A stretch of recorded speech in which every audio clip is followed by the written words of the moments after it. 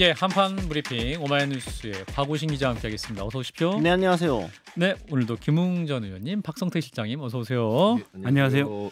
자, 명절 잘 보내셨죠? 세 분 모두.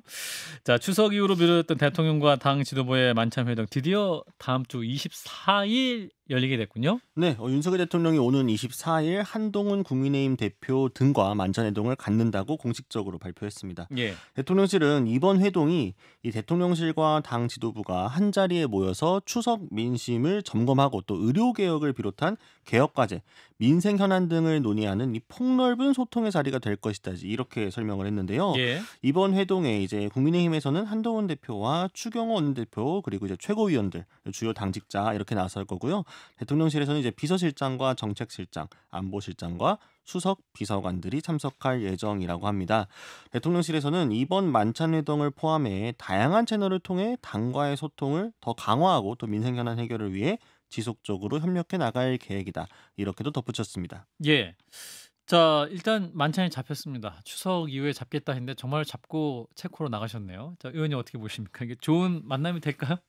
뭐 지난번에 한동훈 대표가 대통령하고 밥 한 번 안 먹었잖아요. 그리고 그 뒤에 대통령께서도 이제 만찬에서 한 대표를 또 의도적으로 누락시킨 것 같고, 예. 뭐 그러다 보니까 이제 뭐 당연히 모양새가 안 좋으니까 주변에서 한번 모이라라고 이야기를 했을 것 같은데, 예. 이게 만나는 것 자체가 이렇게 뉴스가 될 정도라는 것 자체는 좀 심각한 거예요. 그런 건 맞습니다. 그건 심각한 맞습니다. 네. 문제인 거고, 그리고 이제 두 사람의 특징이 사실 공적인 역할보다는 개인적인 그 캐릭터가 더 강한 그런 네. 두 분의 특징이 있기 그렇죠. 때문에 모여서 글쎄요 뭐 큰 이야기가 나올 것 같지는 않고, 특히 또 대통령 같은 경우에 지금 말씀하시는 걸 특히 의료 개혁 관련해서 말씀하신 걸 좀 들어보고 있으면 어떤 느낌이 드냐면, 내가 인기가 없다고 하더라도 나 아니면 이 개혁을 누가 하겠느냐, 내가 선지자가 되어 희생양이 되어서 반드시 이루고 말겠다라고 하는 일종의 그 셀프 드라마타이즈 시키는, 즉 자기 극화시키고 있는 것 같은 그런 모습까지 보이고 있거든요.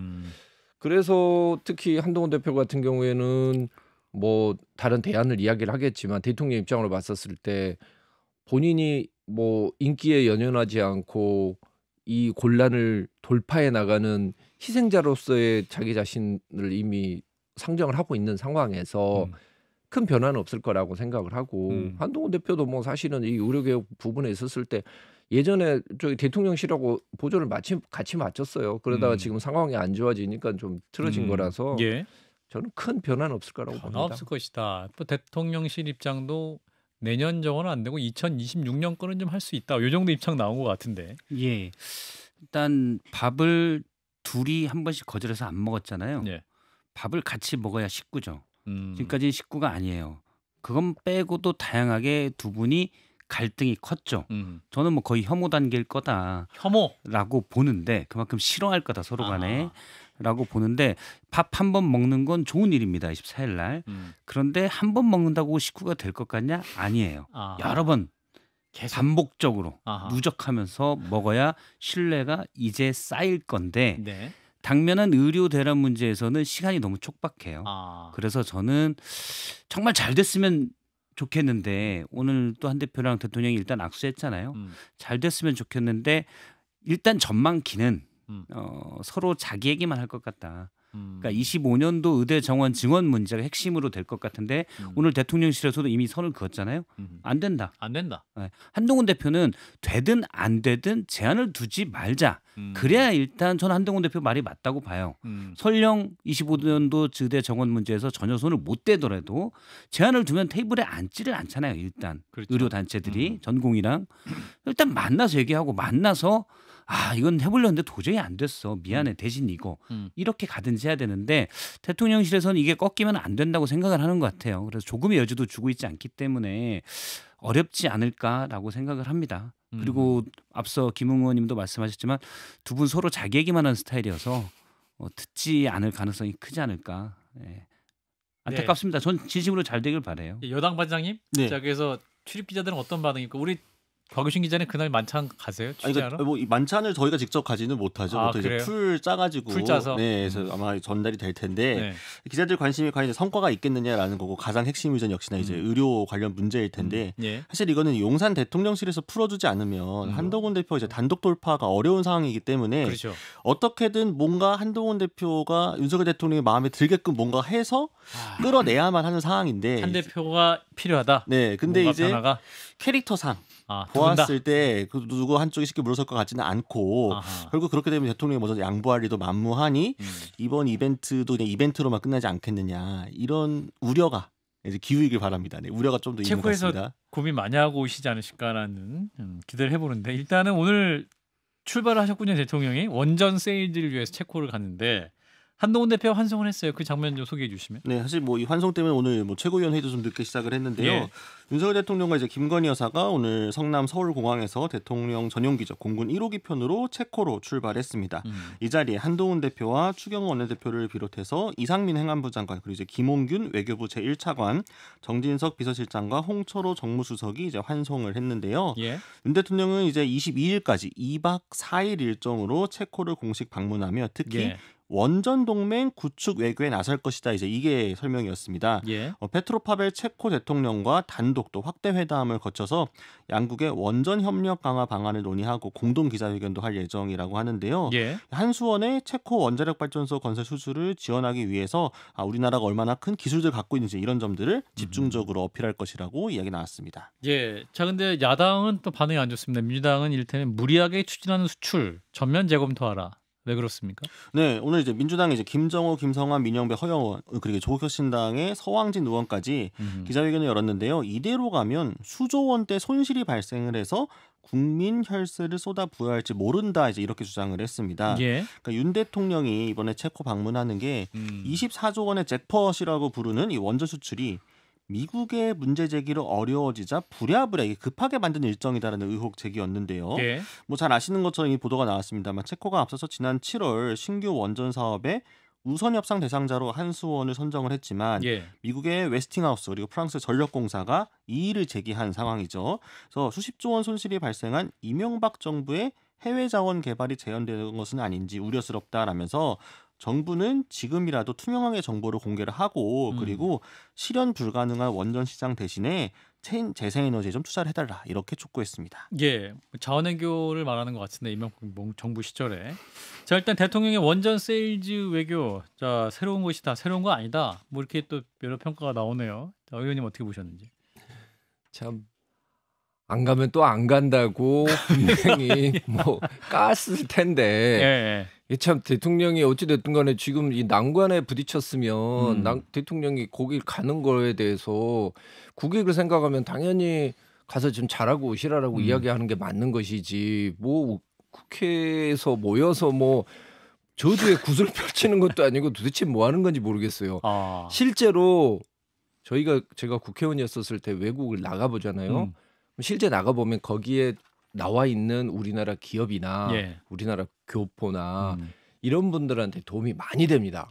그분들은 늘 원하는 게 뭐냐면 좀 더 고위급이 좀 와 달라라는 이야기를 계속 하는 거예요. 예. 그래서 저는 예전에도 그 이야기했듯이 김정숙 여사가 인도를 갔었던 거에 대해서 우리 당에서 그걸 문제 제기했었을 때 그건 문제 제기할 게 아니다라고 이야기를 하지 않았습니까?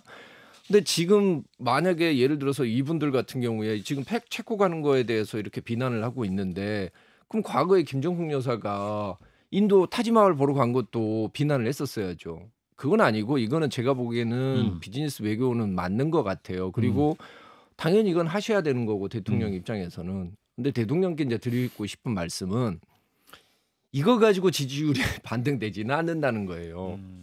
우리 예전에 보면 저 얼마 전에 원유 나온다고 난리 쳤잖아요.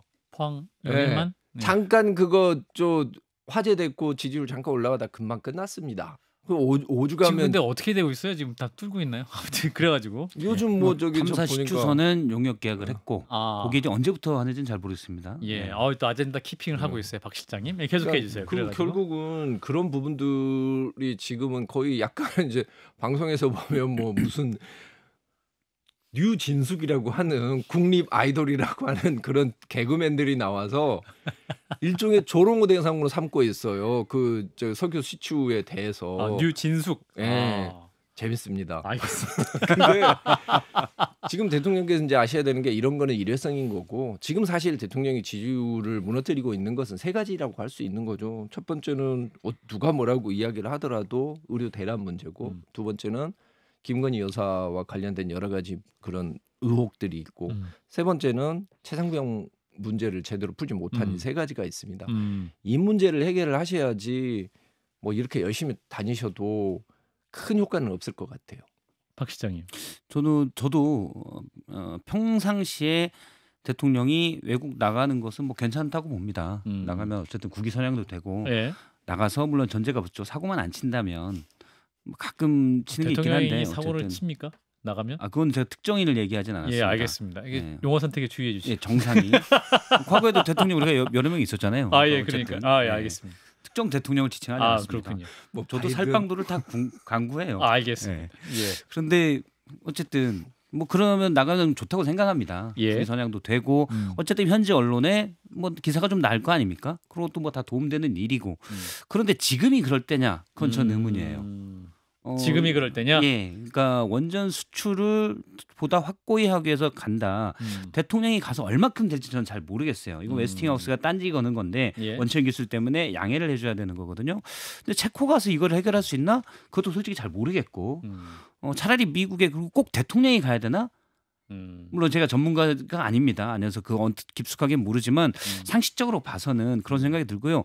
물론 이제 모든 게 다 기회비용이죠. 모든 게 다 기회비용입니다. 근데 이 기회비용이 엄청나게 큰 게 있잖아요. 의료 대란 문제를 해결해야 돼요.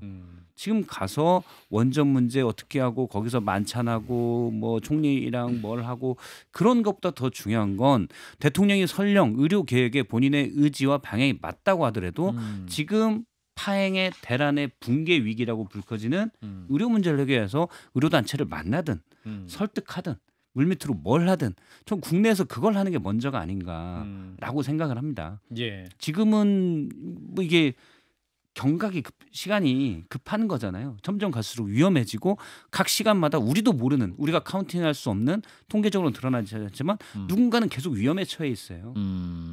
예. 뭐 저 일각에서 진짜 의료개혁 문제 그리고 오늘 뭐 뉴스토마토 보도 내용 관련해서 지금 체코 가실 때가 아닌데라는 지적을 하시는 분도 있습니다만 그 문제 잠시 해보고 이제 의료개혁 문제는 내일 이주영 개혁신당 의원과 함께 이 문제 좀 더 깊이 다뤄보도록 하겠습니다. 자, 오늘 국회로 가보죠. 야권이 오늘 김건희 여사 특검법, 최상병 특검법 그리고 지역화폐법까지 세 개의 법을 강행 통과시켰죠. 네, 야권은 일단 김건희 여사 특검법에 굉장히 중요하죠. 김건희 여사 예. 특검법에 굉장히 좀 힘을 싣는 모습이었는데요. 최근 이제 공천 개입 의혹까지 더해지면서 특검 필요하다, 이 당위성에 힘을 싣는 모습이었습니다. 예. 윤석열 대통령의 거부권 행사 가능성이 높기는 하지만 어쨌든 국민의힘도 워낙 강하게 반대를 하고 있고요. 야권의 메시지 강도도 높아질 수밖에 없었는데요. 예. 국민의힘 의원들은 모두 불참을 했고 재석 의원 167명 중에 이제 167인으로 가결이 그대로 됐습니다. 예. 최상병 특검법은 170인 중에 찬성 170으로 통과가 됐고요. 지역 사랑 상품권 같은 경우에는 재석 169 중에서 반대 셋에 찬성 166이었는데 이 반대 셋은 모두 개혁신당 의원들이었습니다. 예. 자, 필리버스터도 국민의힘은 하지 않고 본회의를 그냥 보이콧한 거죠. 네, 그러니까 이전에 이제 전례들을 보면은 이제 필리버스터에 돌입을 해가지고 최대한 좀 시간을 끌고 또 예. 24시간 지나면 이제 민주당이 중단시키고 이제 이런 루틴이었는데. 그것도 할 필요가 없다. 네, 근데 좀 이례적인 장면이었습니다. 추경호 원내대표는 애초부터 이 의사 일정 자체에 동의할 수가 없었다라면서 그 동의할 수 없음을 가장 강력하게 표현하는 게 바로 보이콧이다라고 이야기를 했고요. 또 필리버스터를 하지 않은 이유에 대해서도 이번에 진행된 법안들의 상당수는 저희들이 충분히 부당함을 설명했기 때문에 또 같은 것을 반복할 필요가 특별히 있겠느냐 이런 판단도 일부 있었다 이렇게 기자들에게 설명했습니다. 대통령실 반응도 예상대로인데 표결 전부터 거부권 행사 방침을 애들로 표현을 했죠. 네, 그렇습니다. 이제 표결 전에 상정이 됐을 때부터 대통령실 고위 관계자가 예. 앞서 이제 노란봉투법이나 현금살표법도 그렇고 국가 경영을 그런 식으로 할 수는 없다 이렇게 꼬집었는데요. 여야 합의가 안 된 법안을 상정하는 것은 맞지 않다. 즉 제2호권 행사 불가피하다라고 했고 추경호 원내대표도 강력히 건의드린다라고 했습니다. 예, 일부 보도에서는 국민의힘이 어떤 김건희 여사에 대한 부정적인 여론을 의식해서 필리버스터 포기했다 이런 얘기도 있던데 그거 맞습니까? 추경호 원내대표는 전면 부인을 했고요. 이제 전면 민주당식 해석이다라면서 그런 게 아니다라고 이야기하긴 했는데요. 예. 실제로 이제 그 의원총회에서도 예. 이제 추경호 원내대표가 주말 동안 좀 고민을 해가지고 오늘 필리버스터를 하지 말자 이렇게 제안을 했는데 특별히 반대하는 의원은 없었다라고 합니다. 예, 자 오늘 국회 풍경 김웅 의원님. 그냥 딱 한마디로 얘기하면 식상하죠 이제. 좀 예. 새롭지 않다. 예, 너무 식상한 아니 이게 거고. 지금 강행 처리하고 예. 나가고 대통령실 거부권 행사하고 이건 너무 예측 가능한. 이게 이제 이게 한두 번 정도 일어나야지 이게 정말 뉴스거리가 되는데 아마 페이지 뷰도 나오지 않을 거예요. 이 기사를 써봐야. 그리고 페이지 뷰. 예, 뭐 예를 들면 이런 거죠. 비정상이 너무 이제 만연해 버리면은 네.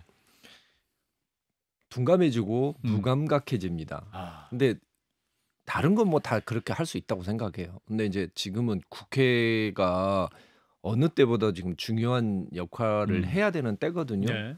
근데 사실 국회나 양당의 지도자들이나 아니면 뭐 대통령이나 지금 사실은 다 리더십이 지금 크게 문제가 지금 되고 있는 상황에서 의회주의라는 게 지금 어떻게 보면 마지막 그 희망이라고 할 수 있는 건데 그게 지금 사실은 사라지는 거예요. 이 법안들 중에서 뭐 예를 들면 최상병 특검이나 이런 것들에 대해서 저는 뭐 명백히 찬성을 하지만 의회가 중요한 이유는 뭐냐면은요. 어떤 법안을 만들어내냐가 아니고 과정입니다.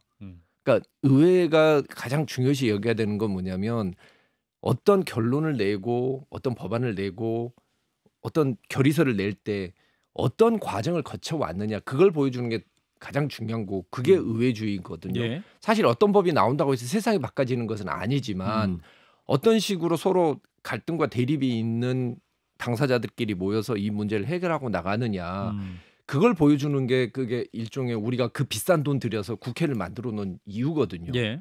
근데 여야 할 것 없이 일단은 이런 특검법 만들어 놓고 이 특검법들 내용에 보면 정말로 통과를 시키고 싶었으면은 집어넣지 않았을 내용들이 많이 들어가요.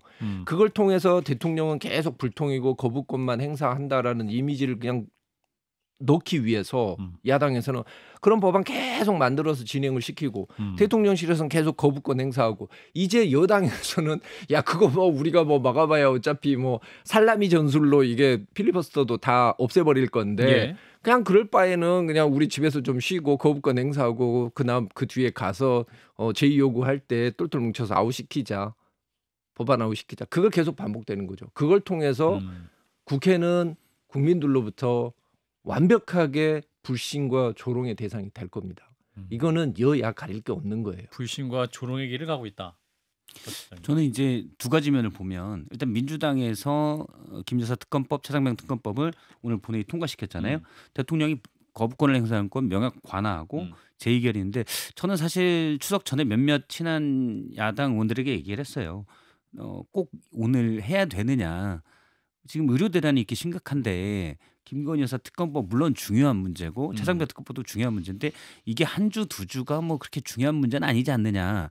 그러면 어차피 26일 날 있으니까 그때 해도 되고 지금은 의료 대란 문제에 더 가고 예를 들어 오늘 이제 뉴스토마토가 보도한 여사의 공천 개입 추가 의혹에 관해서도 그건 그것대로 일단 더 언론이나 이런 쪽에서 굴러가게 놔둬도 되는 문제거든요. 예. 바로 이제 특검법을 해서 여야가 강대강으로 부딪히는 모습을 굳이 보여줄 필요는 없을 것 같다. 이건 제가 꼭 옳다는 게 아니라 저의 의견이에요. 개인적 의견. 뭐 다르게 생각할 수도 충분히 있다고 봐요. 예. 그렇게 얘기를 했었는데 민주당 일단 정책위 의장이 아닌 게 너무 다행이에요. 근데 비밀병기. 예. 근데 뭐 사실은 그냥 오늘 강행을 했더라고요. 예. 그래서 오늘 했는데 굳이 뭐 그럴 필요가 있을까? 전 뭐 야당 의원들이 좀 더 의료 대란 문제에 적극적 물론 키는 대통령이 쥐고 있어서 쉽지 않아도 민생이기 때문에 이걸 먼저 챙기는 모습을 보여주는 게 그게 옳고 또 정무적으로 더 낫지 않나는 생각을 해요. 그래서 그런 부분 좀 성급했다고 생각하는데 어차피 대통령이 거부권 행사하고 재의결 때가 논란이 될 거기 때문에 민주당에서는 좀 그 그림을 그리는 것 같고 어차피 재의결 때는 다시 좀 뒤에 이슈가 되니까 제의 요구해도 결과 안 바뀌어요. 최상병 특검법도. 네? 어차피 똑같아요. 왜냐하면 우리 당 입장으로 봤었을 때는 이 판에서 사실 이 소수 여당이 버틸 수 있는 건 뭐냐, 이런 특검법이 계속 나오는 것들에 대해서 계속 반대하고 나가는 것밖에는 없어요.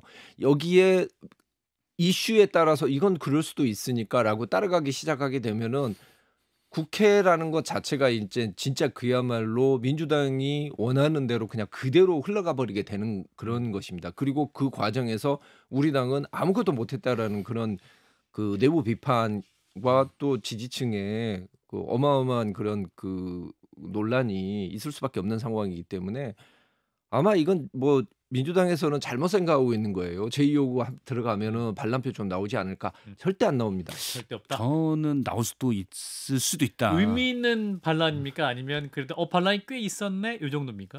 의미 있는 반란이 있을 가능성도 있다. 왜냐하면 어허. 제가 아까 두 가지 얘기했는데 예. 두 번째 게 일단 오늘 필리버스터를 안 하잖아요. 예. 아니 추경호 원내대표가 반복적으로 이미 다 설명해서 예전엔 설명 안 해서 필리버스터 했습니까? 아. 귀찮하고 힘드니까 안 하는 거예요. 아까 살짝 우리 김웅 의원님은 집에 가서 쉴 수도 있다. 그럼요. 이렇게 원래 쉬지는 않았을 것 필리버스터를 같은데. 하면 예.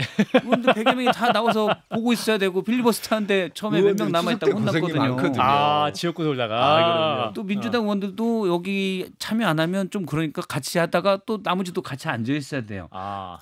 보좌진들이 힘들다고 난리 났었습니다. 퇴근도 늦고 이게 그렇죠. 대체 무슨 짓이냐. 아. 그러니까 앞서 이제 추경호 원내대표한테 물어봤더니 전면 부인했다라고 하는데 예. 추경호 이건 입장을 바꿔놓고 제가 추경호 원내대표도 맞아요. 더 이상 여사를 실드하기 힘듭니다. 아. 의지도 마음도 없습니다. 체력도 없습니다. 그렇게 얘기할 일은 없잖아요. 네. 근데 그렇게 얘기했을 때 대다수 의원들이 아무도 필리버스터 이번 하지 말까요 했을 때 해야죠라고 얘기 안 한 거는 의원들이 다 하기 싫은 거예요. 아. 그건 기본적으로 귀찮은 겁니다. 힘들고. 예. 그러면 요건 거기에는 박성택 실장의 개인 해석으로. 예, 근데 제가 돌리겠습니다. 몇몇 과거의 필리버스터 보면 몇몇 보좌진들 의원들 얘기 들으면 그렇게 얘기를 해요. 또 연휴 힘들어 죽겠다. 후유증도 있고 피곤하고. 예. 그리고 더 큰 건 뭐겠어요? 본인이 마음속에서 정말 하고 싶다고 하면 해요. 그 정도가 떨어진 겁니다. 동인이 없다. 오늘 공천 개입 의혹 나오고 특히 이제 저는 가장 큰 게 의료 대란 문제라는데 여사의 공천 개입 추가 의혹이 나왔었잖아요. 저는 제가 볼 땐 국민의힘 특히 한동훈 대표 쪽 분위기가 약간은 더 바뀐 것 같아요. 아. 그리고 많은 의원들도 이대로 정말 해야 되나? 괜찮나? 아하. 이런 생각을 하는 것 같아요. 김정희 최고위원은 왜 김건희 여사를 밖에 돌아다니게 하지 안 된다. 그렇죠. 이런 말까지. 한 두 달 전만 해도 여사의 뭐 그런 의혹에 대해서 국민의힘 내부에서는 금기시됐던 거예요. 그런데 지금은 지도부에서도 어디서도 대놓고 신지호 전략위 부위원장도 얘기를 했죠. 전략위 부위원장도 지금은 얘기하잖아요. 그러니까 제가 참 우리 당 의원들한테 비겁하다고 하는 게 어제 오늘 일이 아닌데 정말 그동안은 그 누구도 거기에 대해서 문제 제기를 안 했어요. 문제가 있다는 걸 다 알면서도 그러니까 결국은 자기 자신만 생각한 거예요. 당이나 국가에 대한 그런 어떤 책임감 자체가 전혀 없었던 거죠. 이 얘기는 좀 잠시 후에 네. 우리 한판 토론에서 더 깊이 있게 할 수 있을 것 같아서. 게임에 그래서 제 얘기를 왔을 때 일부 의원들 중에 에이씨 몰라 이건 아닌 것 같아 라고 해서 이탈표 의민 이탈표 나올 생길 것이다. 가능성도 있다. 있다. 이거 하고 잠시 국민의힘 대변인 입장 듣고 이거 짧게 하려고 미국 대선 얘기 짧게 할게요. 해리스가 트럼프를 따라잡고 있다. 이런 여론조사가 있다고. 네, 유권자 1000명을 대상으로 애틀랜타 저널 컨스티튜션이 조지아 주립대와 함께 지난 9일부터 15일까지 여론조사를 했습니다. 오차 범위는 플러스 마이너스 3.1%포인트인데요. 트럼프 전 대통령이 47% 지지율을 기록해서 44%를 받은 해리스 부통령을 오차 범위 안에서 앞서는데 이게 지난 조사보다 지표가 좀 나빠진 겁니다. 격차가 좀 줄어든 거고 예. 특히나 이제 조지아주가 이제 경합주인데 16명의 선거인단이 배정되어 있다 보니까 예. 지난 대선에서 바이든 후보 손을 들어줬던 조지아주가 이번에는 과연 어떤 지지를 할지가 상당히 관심이 모이고 있습니다. 예, 뭐 지난주 트럼프 전 대통령을 향한 두 번째 암살 시도 해프닝도 있긴 했다고 하는데, 자 미국 대선 상황 또 어떻게 보시는지 김웅 의원님은? 글쎄요, 저는 이제 사실 현재이지 않으면 예. 밖에서 보는 뉴스 현지가 가지고는, 아니면 네, 아. 그 실감을 하기가 꽤 어려운데 우려와 달리 해리스가 상당히 뭐 선전을 하고 있는 것 같고 우려와 달리 약간 성향이 드러나고 말았어요. 우려와 달리. 처음에는 좀 걱정이 됐었죠. 그런데 실제로 보니까 뭐 안정적으로 잘 하고 있는 것 같아요. 토론도? 그리고 지금은 약간 그게 있는 것 같아요. 트럼프에 대해서 미국인들이 가지고 있는 건 뭐냐면 미국을 자랑스럽게 만들어 줄 수 있는 것인가? 미국의 이익을 대변해 주는 건 맞는데 미국을 과연 자랑스러운 나라로 만들어 줄 수 있는가에 대한 의문을 갖고 있는 것 같거든요. 그래서 저는 트럼프 후보가 특별한 어떤 반전의 계기가 있지 않는 한 약간은 해리스 쪽으로 우세하지 않을까. 저도 잘 모르죠 여기. 갑자기 두 분이 겸손해지셨습니다. 아니, 당연하죠. 물론 뭐 제가 상식적인 물론 뭐 정치부 생활 오래 하면서 더 쉽게 얘기하셔도 돼요. 아, 예, 그럴까요? 예. 예. 저는 한국 대선이나 미국 대선이나 기본적으로 49대 51의 싸움이라고 봐요. 그러니까 한 여론조사 기관에서 예전에 미국의 조사 기관에서 한 게 있습니다. 그러니까 정치적 성향에 따라서 나와 정치 성향이 다른 분과 같이 지낼 수 있느냐 이 대립을 찾아보는 정치적 극단주의 같은 그런 것들 조사했는데 우리나라가 1등, 미국이 2등이었어요. 아하, 네. 만만치 않군요. 제가 이 자리에서도 한번 맞아요. 얘기한 적이 있는데 그게 퓨어리서치 조사했는데 네. 소선거구에다가 그다음에 대통령제 그리고 소셜 미디어가 발달하면서 정치적 양극화가 심한 곳 이 공통점이 있습니다. 이런 곳은 49대 51이 보통 나와요. 많으면 48대 52. 예. 그거는 부동층이 나중에 어떤 사건 하나로 변할 수 있는 거여서 섣불리 점치기 어렵고 뭐 서로 간의 약점은 있잖아요. 트럼프 대통령은 과거에 비해 대통령이 아니죠. 후보는 과거에 비해서는 좀 에너지가 떨어진 것 같고. 근데 예를 들어서 이번 토론회에서 이민자들이 반려동물을 먹는다 이런 말도 안 되는 얘기를 해도 원래 그런 분이니까 지지자들은 또 받아들입니다. 그거 갖고 문제 삼지 않아요. 예. 그래서 마지막에 몇 가지 변수들로 흐름이 변할 수 있어서 점치기는 어려운 것 같아요. 네. 그래요. 일단 여기까지 보도록 하겠습니다. 오마이뉴스의 곽우신 기자였습니다. 고맙습니다. 감사합니다.